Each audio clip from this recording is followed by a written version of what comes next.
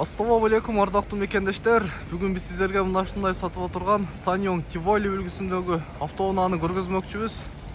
Унаанын чыгарылган жылы 2018-жылы Корея өлкөсүнөн чыгарылган 1.6 көлөмдө дизель, 1.6 турбо дизель.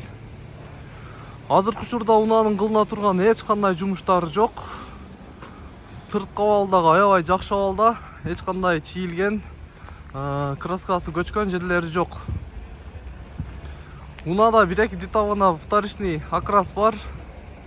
Калганы өзүнүкү. Унаа азыр без вложения.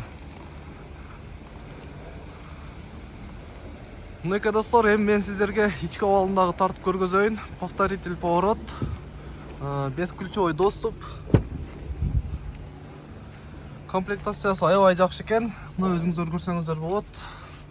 Мультируль, подогрев сиденья эки жакта тең бар. Комплектация аябай жакшы, монитор. Салондун ички абалы кожа. Кожанын эч кандай тутулган, айрылган жерлери жок. Аябай жакшы абалда. Унаанын арткы абалы ошондой эле жакшы. Арт жагында дагы подогрев сиденьялары бар экен, эки тарапта тең. Мынакей достор, унаанын айтылыш баасы өтө чукул түрдө 10.200, бир аз гана сүйлөшүү жолу бар. Негизи интернеттен карасаңыздар, булар 11,5-12 ошондой турат.